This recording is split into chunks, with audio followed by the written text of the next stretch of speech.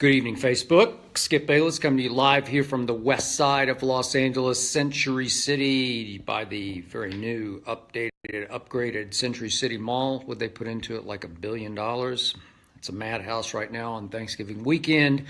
We're about a mile from the Fox Studios, where tomorrow I will do Undisputed opposite Shannon Sharp and occasionally Eric Dickerson and a parade of others, Tony Gonzalez. And right now I'm going to spill my early knee-jerk gut feelings on what I witnessed all day today in the National Football League. But as you get settled in, quick cameo from the quote-unquote daughter of me and Ernestine, our only child, our Maltese, who's now a year and a couple of months old. Hazel, internet star. Ooh, hold on. I can't get a hold of her. There. Hi, Hazel. Hi, thank you. Look. Hazel's been a little under the weather. She's bouncing back now. She's turned into a tough girl again, except Ernestine wanted me to show, that she has a bow on her neck, which I don't like. I think it's a little too frou-frou. Can you see her bow? I don't know. Ernestine loves it. I don't. I'm sorry. Ernestine's right here. I wanted a boy, so I tried to turn Hazel into kind of a girl boy. She's a tough one, that Hazel. But she's fun, she's sweet, and she has now had our cameo. Thank you very much, Hazel. Thank you very much, Ernestine. Onward and upward to the National Football League today. Quick thought on the Dallas Cowboys, the dearly forgotten Dallas Cowboys. Before I get to the brawl that they're showing right now on NBC, and I got a lot to say about that. But what a weird year it's been, obviously, for the whole football team. But for Darren McFadden, I thought going in that McFadden, I really thought he's going to be a factor this year. I also thought that maybe somehow they could get the Zeke case delayed through this whole football season. And if anybody out there can still explain to me how a court of law in the United States of America said, no, Ezekiel Elliott, you have to serve 4 games of your 6-game suspension before we can even get you on the docket of the Second Circuit Court of Appeals. You're way beyond me. I'm still outraged by that. We talk, seems like every day, about the Colin Kaepernick situation and how Colin and others leading that movement want the social justice system in this country reformed. Wasn't that a glaring example of that? I don't know. I don't know. It sure seemed like it to me, but onward and upward. I thought Darren McFadden would join the running back by committee. That would be Alfred Morris and maybe a little bit of Rod Smith. I'm not impressed with Rod Smith so far. That's just me. And Alfred Morris has looked a little long in the tooth. He doesn't have quite the burst he had in those first 3 years with RG3 in Washington when he had 3 straight 1,000-yard seasons. And yet, Darren McFadden as a long strider, as a breakaway runner, I don't know what happened. It's just weird to me because they were clearly down on him all year. They didn't make him active all year until the Atlanta game. First game without Zeke, and he carried one time. I think it was for -2 yards. Ball game, over. That's it. And today they cut Darren McFadden. So don't say Jerry Jones is playing favorites from the University of Arkansas, where Jerry played. Darren McFadden played. He was a stud there. Had a couple 1,000-yard years, one for Oakland, I'm about to speak about, and one for the Cowboys a couple of years back when they were without Tony Romo, and they still had that offensive line, and he still got his 1,000 yards. And I don't know what happened, but all I can tell you is something was going on, something we're not privy to. I'll be interested to see if anybody speculates overnight exactly what that was, but something went way south with Darren McFadden. Remember, he had the weird accident. Running backs coach said he dropped his phone. Then he said, no, that's not what happened. I just slipped and fell. Pool at a party. It was not a pretty year for Darren McFadden, just as it turned into an even worse year for the Dallas Cowboys. And I must admit, quick early thought on Cowboys-Redskins this Thursday night. I don't love it. I'm always honest with you. Sometimes I'm harsh to a fault, objective, harshly so about my Cowboys. Tough love them. But I don't know. I'm not a big Kirk Cousins fan, but I think Kirk Cousins I think he's going to throw a party Thursday night at Jerry World. I'm afraid of it. Unless Sean Lee makes a miracle recovery, can come back and be 1,000% full speed. I just don't love it. The defense is just in shambles right now, and it's really affecting the offense. Dak Prescott's lost some confidence. Des Bryant is a shadow of himself, and I don't love this game against the Redskins. Obviously, they went with Zeke and with Sean Lee to Washington in the rain and driving wind. They toughed it out, mudded it out, but I don't love this one. Also didn't love, I'm going to be honest about this, Raiders-Broncos today. I will admit to you that I didn't tweet about it, I missed the live brawl that was just shortly after kickoff into the Raiders-Broncos game. And the reason I can only watch 2 games at once because I can't sort of compute them. I can't comprehend what's going on in more than 2 at once. I can barely comprehend watching 1 at once if you watch it correctly. I never watch with anybody. Ernestine doesn't come in. Friends don't come in. I watch by myself so I can focus on every little thing that happens. Every little thing, which is why I'm going to bring it tomorrow on Shannon Sharp. But the point is, I actually wanted to watch a little bit of Jacksonville because at 7-3, I thought they were becoming a story, and I thought they could win at Arizona. And I thought, I really haven't watched them all year, so I'm going to put them on.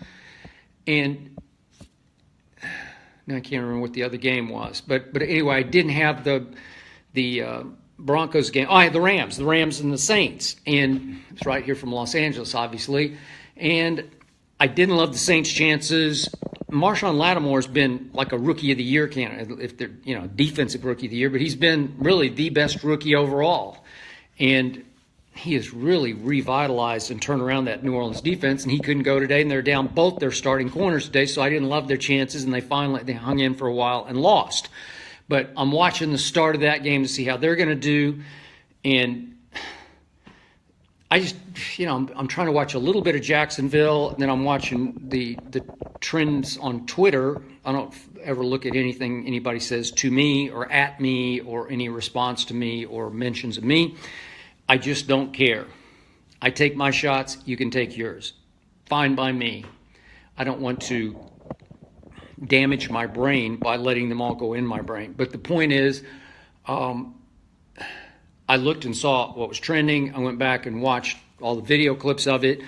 And the reason I didn't have the game on is my conclusion about what happened in the brawl. I just don't care. Those are 2 shamefully bad football teams that are huge disappointments. Shannon Sharp picked the Broncos to win, obviously, the AFC West. We both had the Raiders as a wild card team. And I don't know, maybe the Raiders can still fight back in this. But Jack Del Rio lost me last week. And I covered Jack all the way back to his days at USC, believe it or not. I covered that team.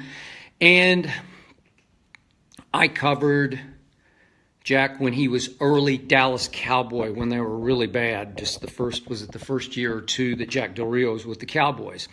And so I know Jack. I respect Jack. He's had a pretty good coaching career, had some big moments in Jacksonville. But he lost me last week when we had both teams scapegoating a coordinator last week. Obviously, the Broncos, their offensive coordinator, Mike McCoy, and another guy covered the Cowboys was Ken Norton Jr., and they scapegoated him, although I can't defend him as much as Mike McCoy because he's had some low moments, and I see a lot of Raiders fans at the 24-hour fitness where I lift weights every week, and they just were so down on Ken Norton Jr. So, again, I just like him personally. I don't think he's a bad coordinator, but he got whacked because something had to be done. Somebody had to be sacrificed. And then in response to that, both Khalil Mack and Bruce Irvin said, they both tweeted BS on Twitter. And then they bowed out of practice the next day. They mutinied. They revolted. Really? We did it on Undisputed. Really? They got to be gone for this game. I mean, if they're going to miss practice like that and just absolutely rebel on the head coach and the whole, for that matter, the whole system and the franchise. You just have to say they're gone. You have to say they're out. So Jack Del Rio lost some control of his team, and then two players whose ability I respect, but not their character, have gotten into it before. They obviously got into it last, it was early January, week 17 last year. Talib, he's starting to show some signs of age. He's on the backside of his career. Michael Crabtree, I never loved him at Texas Tech because I didn't love his intangibles, but he's got ability and he's made some big catches. So anyway, obviously they got into it last year when Talib, he's got a lot of street in him, and a lot of that I respect because it makes him who he is as one of the best cornerbacks. There have been years you could make a case he was the best cornerback in football, but he reached out last year, as we all know, and he ripped the chain right off Crabtree's neck, and he basically disrespected him as a man. And that's basically what Talib thinks of Michael Crabtree. He just thinks he's, I can't say the words, but you know the words. He thinks he's not a man. Let's just leave it at that. You know all the other words that we could use there. And I'm sure he's used them to Crabtree's face. And there's been a rampant lack of respect around the league, starting with Richard Sherman for Michael Crabtree. So I said it before the draft, and everybody said, oh, how could you say that about Michael? Well, it's just the way I watched him at Texas Tech. I watched lots of Texas Tech games against these guys a couple times. And I just didn't love him. But he can be slippery, and he has high football IQ. He runs good routes, and he can catch it occasionally, and he'll drop big ones. But big moments, I don't trust him at all. So neither does Talib. So Talib wants to get his goat, and I'm sure there are words spoken before the first snap, if not in warm-ups. And right out of the box, Crabtree's going to say, you have disrespected me as a man. I'm going to show you how a man responds. I'm going to fight for my honor. So he tears right into Talib on an early play, and he blocks him, and he blocks him, and he blocks him, and he turns him to the right, and he blocks him all the way out of bounds. But what was hard to see early on in that block was that Talib once again reached out and ripped his chain off. So actually Crabtree kind of started it, but I don't know what the war of words who started it first, but I'm sorry, Talib kind of back to Crabtree started with the overzealous block, like just way over enthusiastic block, which didn't have to keep going on and on and on. But in the middle of it, Talib responded by disrespecting him again. It's kind of a sweet move, actually. But the truth is, the reason I didn't have it on is you realize the Denver Broncos are now 3-8. And the Oakland Raiders are, what are they up to, 5? Or what are they? I'm losing even track of what they are. They're what, 5, up to 5-7?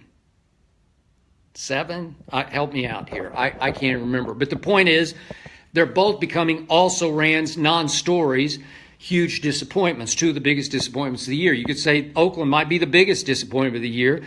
And the irony was in the game, they built up a 21-0 lead, and Paxton Lynch has some weird, I don't know, ankle injury. I didn't see it. It looked like he cramped up or something. It looked like he just got scared and wanted out of the game. I don't know. And he's just kind of rolling to his right, and all of a sudden he's limping, and he's out, and Trevor Siemian comes in. And, Trevor Siemian isn't very good. He's not the long-term answer, but he's not bad. And all of a sudden he starts doing what Trevor Siemian can do. He sure did it against my Cowboys in that Week 2 game up there, that 42-17 thing up there at Mile High. This obviously at Oakland, and he brings them all the way back to 21-14, and Derek Carr had to make a play to, threw it to 84, I think. Can't remember at the end, but he had to make one play just to sort of save the game from being another debacle for the Oakland Raiders. Who's 84? That's not Seth Roberts. But anyway, that's it. It took one big play late against a really bad team that has now fallen to 3-8. What are the Raiders? Maybe they're up to 5-6 now. I guess they are. Smacks of Cowboy-esque, huh? There are two big disappointments. I don't know. This year just haunts me. We've lost so many big stars, and then we lost the Cowboys, and we've basically lost the Raiders. I know both have hanging on to 1,000,000,000 shots at getting on some weird late highly unexpected playoff role. But anyway, so then the fight escalates, and I see punches thrown everywhere. I don't know how the NFL is going to fix this one because there are a lot of fines, if not suspensions, going to have to come down. I saw Donald Penn throw a punch. I saw 3 or 4 in the scrum punches thrown. And then I saw, obviously, Crabtree and Talib had to, quote-unquote, sort of take it outside of the scrum, and they cut back across the field. And to Crabtree's credit, I got to give him this, his helmet's off, and when they first engage again, when they get away from the scrum, I don't know how he did this, but Crabtree managed to sneak a left through the face mask, and I think he got Talib. I don't know if he poked him in the eye, I couldn't really tell, but he got him, and it stung Talib for a second. He actually got a shot in through the face mask, and then they're squaring off, and then Crabtree throws a pretty weak right hand because what do you want to do? Like you're trying to look like you're defending yourself, and you throw a big right hand, but do you want to hit him in the face mask or the helmet? Break your hand? It's just craziness. Like Joy Taylor always says on Undisputed, that the helmet is undefeated in a fight. Well, it is. So he kind of pulls his punch after he starts to throw it and then just sort of redirects it out into space because you don't want to actually hit him in the helmet. And so it looked like a lot worse than it was out there, but punches are exchanged, if not connected with. But the point is, they both get ejected. And then, I used to love Marshawn Lynch. Now he's just turned into this sideshow to me for the Raiders. And he had his moments today. It's not bad. By the way, Adrian Peterson is sort of between those two. Who's going to have the comeback, old guy player of the year award between those two. And Adrian Peterson, they pulled off a big win today with Blaine Gabbert at quarterback. And Adrian Peterson had I don't know what the final tally was, but it was around 80 yards on 20 carries, 4 yards a carry. So pretty good game. But Marshawn has his moments, but then he's such a showman. He's always in the middle of something, like the thing with his quote-unquote cousin, Marcus Peters. I don't know what that is all about. I would have been outraged if I'd been a Raider and he'd run out there and tried to defend a Kansas City Chief, but that's just me. So the Raiders got issues going on internally all the time. And then Marshawn, because both guys get suspended, so now Crabtree is going to, he gets to go to the tunnel because it's behind his bench, but Talib has to run all the way across the field and go through the Raiders sideline to get to the tunnel, which is behind the Raiders bench at the old Coliseum. So anyway, then Marshawn grandstands again and runs over to him and escorts him through the Raiders bench just to make sure nothing happens. And Marshawn, to me, is now more about promoting Marshawn than actually winning football games. That's just me. I know he came home to Oakland. I know if you're a Raider fan, it just did your heart good. Heck, it did my heart good, and I'm not even from Oakland, but sold a lot of Oakland merchandise. He's got his own shop that we drove by when we had our shows there in Oakland before the NBA Finals or during the NBA Finals games. And it's been good for his pocketbook and the promotion of his, whatever his TV show is, but I'm not sure it's helped the Raiders all that much. And there's just so much grandstanding. And again, I get this from Raider fans I run into at the gym. They were outraged after, remember when the Raiders beat the Jets in Oakland, and it was a wipeout. I forget, it was 40 to something. And Marshawn does this big look at me dance on the sideline and just does a big solo dance that goes on and on and on. And that was Sunday. Monday, I always go Monday, Wednesday, Friday to the gym. And I see the Raider fans, and they're just they're stunned that Marshawn Lynch would dance about the Jets, because at that point everybody thought the Jets were terrible. And they're better than terrible, and they hung in today with Cam and company. And listen, Josh McCown, I got to tell you, he's pretty good. I know he's an old guy, and you could make a case certainly that Colin Kaepernick would have been better than a whole lot of quarterbacks this year, and you can definitely make that case. But when Shannon Sharp always throws Josh McCown into that long list of his, Kaepernick's better than him and him and him and him and him, every time he brings up Josh McCown, I'm like, I don't know. Josh McCown's just pretty good. Josh McCown replaced Jay Cutler that year in Chicago and outplayed Jay Cutler. when Cutler was having a pretty good year. Got hurt late in the year and just took it up a whole notch. So Marshawn is dancing on the Jets. And at that point, it looked like the Jets were junk. And it's like sophisticated, smart, longtime Raider fans are saying, what are you doing? Save it for the Broncos, who turned out not to be very good, or the Chiefs, who really turned out not to be very good, or the Chargers, who, by the way, turned out to be pretty good. I picked the Chargers before the year. It was my one out on the limb pick, and I went way out on the end of the limb, and I said the Chargers are going to win the AFC West because they're going to have the best defense in the AFC West. Shannon says, no, it's going to be Denver. And because they're going to have the best veteran quarterback in the West. Obviously, Derek Carr is still a younger quarterback coming of age, and it looked like he would be the best quarterback in the division, if not Alex Smith, even though there's a reason that Patrick Mahomes was drafted fairly high in the first round by Andy Reid, and now Reid is facing a huge dilemma. When do I give up the ghost and go to Patrick Mahomes? So once you do that, you've given up the season. So I don't see how you can do that yet. They're still clinging. They're still hanging on a game ahead of the Chargers and obviously the Raiders too. And yet the Chargers are coming. The Chargers have a defense. They have the best pass rush in football. They have a top 5 wide receiver in Keenan Allen. I'll take him over Crabtree any day. And Casey Hayward out of Vanderbilt University, which, by the way, beat the University of Tennessee. I went to Vanderbilt, but I grew up these guys fan. Oklahoma City, I couldn't help myself because I got born into the tradition. But the Vanderbilt Commodores, who've had a very, very, very disappointing season, except for one early win over Kansas State, then got annihilated and humiliated by Bama. And it went from bad to worse for several weeks through the SEC. But what's left of the shambles of the Tennessee Volunteers at home yesterday got annihilated and humiliated in the fourth quarter by the Vanderbilt Commodores. Way to go, Commodores. But these guys, they might be ranked number 1 in the polls tomorrow night, the latest playoff rankings. They just got to figure out how to beat TCU on Saturday, and it will not be easy for a second time because that coach and that team are really good. That's a top 10 defense in the country, maybe a top 5 defense. And, of course, it was 38 to something near the end of the first half, the first time they played in Norman. That will not happen this time. It will be a battle that will go down to the wire, but I still say that these guys will prevail and they will be in the Final Four. And my early, just gut level Final Four, just off the top of my head here, that I did tweet about last night.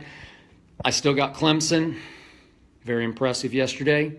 I think they'll beat Miami.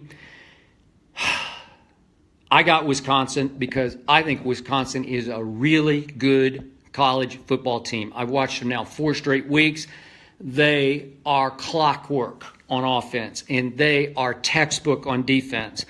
And I think given J.T. Barrett's right knee, I don't know what happened with the cameraman, but even though Haskins looked good, I call him J.T. Haskins, I just don't know. I think Wisconsin's going to get them. I think they'll just outplay them and get even for that debacle. Remember a few years back when it was, I forget what the score was, like, what was it, 52-0 in the Big Ten championship game. I think it'll be a close game, but I think Wisconsin will win it, and they'll be in the Final Four. I'm not saying this is the sexiest Final Four ever. And then to Georgia. I picked Auburn to beat Alabama, but I got to tell you, without any of those 3 running backs, and it looks like all 3 will be hurt. I don't know who will be able to go at all, but Patway's almost certainly out. He's been out for a long time. And Carry On out, and the kid who came in turned his ankle. I don't know, maybe he'll be okay. But I just think Georgia will get them this time, so that'll be my Final Four. So back to pro football. Earlier today, simultaneously, Tom Brady and Carson Wentz played. And I'll be the first to admit to you, I don't like the Eagles. I'm sorry, it's funny, but I've just never liked the Philadelphia Eagles. I grew up a Cowboy fan, and I didn't hate Washington nearly as much as I did the Eagles. I didn't hate the Giants nearly as much as I did the Eagles. I just don't like how their arrogance when they win, how they front run, how that city goes like overreacts negatively and positively for them. And all I know is just first half versus first half when it was still a game today, Tom Brady was the MVP against a Miami team that was all over him. He was down 2 offensive linemen, and they were knocking him down right and left. Big shots, big hits on him in the first half. He's 40 years of age. And it was one touchdown pass after another one. After another one, he wound up with 4. One was cheap because it's a little jet sweep, just sort of tip pass. But still, 4 more touchdown passes to raise him to 26 for the year, to only 3 interceptions. He did have 1 wind-blown interception. It was high winds today in Foxborough in the second half. He threw it over the middle. It looked like it got blown sideways into the kid's hands, who then finally got ejected for throwing a punch at Amendola on the ground. Amendola will get under your skin, get on your nerves. And the kid lost it. What's his name? McCain, and he was gone for the punch. But Tom Brady was just, God, he's just sensational. He's playing as great as he ever has at age 40, and he's had so much to overcome this year. That defense is still shaky. It was really shaky early. He's having to pull game after game out of the fire. The one at New Orleans, the one against against Houston when Deshaun was so great. And Carson Wentz is just on that magic carpet ride, man. Everything is coming up roses. It's just perfect. Everything's going perfectly for the Philadelphia Eagles, and it just makes me sick, but it's happening. And Alshon Jeffrey wanted to get even with the team that dumped him, the Bears. They're not very good, and he, as they say, trolled the Bears after the game, wore a jersey, Michael Jordan 23 jersey. I don't know what the message is. Does that mean you're Michael Jordan and they let you go? I don't think so, Alshon. I'm sorry. I don't see that. But that's probably what he thinks, that they let Michael Jordan go, the Michael Jordan of the NFL. Really? That's Philly for you. That's what it'll do to you once they get on this roll. I don't know. I'm watching the Steelers come out now to play what's left of the Packers without Aaron Rodgers. Watch what happens when Tom Brady goes to Pittsburgh on, December 17th. I got Brady. He's 10-2 against the Steelers lifetime, 5-2 there in Pittsburgh. I got Brady. Brady has been the Patriots this year. I got the Patriots to win it all. And you know what? I'm about to just give up and give in to this. I want to see Carson Wentz and Tom Brady on that field in Minneapolis for the Super Bowl. I want to see it because I got Brady. And I believe Carson Wentz would be deer in the headlights in a game of that magnitude, but he's on a roll right now that's going to get him 2 home playoff games to the Super Bowl. 2 games in Philadelphia. I don't know who they're going to end up playing. Who knows? Maybe the Vikings. Who would they get in the first round? I don't know. It's just, it looks like they're going to represent the NFC. I got to give in, give up. I've already made my concession speech, certainly for the division, to the Philadelphia Eagles.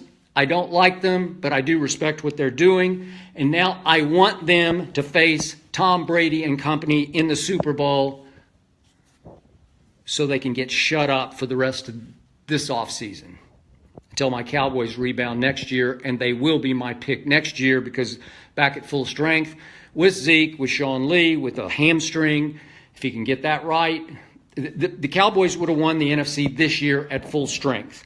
And now that you look back, they should have just taken the Zeke punishment right away, but Jerry Jones really thought he and that legal team could beat the system, and I did too. And they beat it for a long, long time. But when all of a sudden you have to take the Zeke punishment at Atlanta to start off with, and then, my God, you've got to deal with the magic carpet ride Eagles, fly, and then you turn right around and have to face what I think is the hottest team in pro football right now, the Chargers of Phillip Rivers with that pass rush, best pass rush in the game, and all of a sudden your pass rush has vanished. God, you believe this? The last 3 games, Cowboys have given up 14 sacks, and they have 1 to their credit. That's just terrible. You're going to get embarrassed, and they have. So I got Tom Brady for MVP, but there's no way he's going to win it because there's just too much Brady hate out there. He's won too much. He doesn't deserve to win again, even though he does deserve to win another MVP. And I can't wait to see Shannon Sharp tomorrow morning to set him straight on this. I love a challenge on Undisputed, and this is going to be a big one for me. He's going to be fly, Eagles fly, doing the arms. I got to hold the phone so I can't do the arms. It just makes me puke is what it does. But I'm good with it because I got Brady, and he doesn't. So I will see you tomorrow at 9:30 Eastern until noon Eastern on Fox Sports 1. That'll be 6:30 a.m. here in the Pacific time zone. I will be up at 2 a.m. tomorrow to get ready. I'll be on the treadmill after I read all the overnight stories. I'll be on at 2:30 till 3:30 watching the highlights. And I will be at our meeting at 4 a.m. and I will be ready to rock at 6:30 a.m., which is 9:30 Eastern until noon on Fox Sports 1. I will see you then on Undisputed. Thank you, Facebook.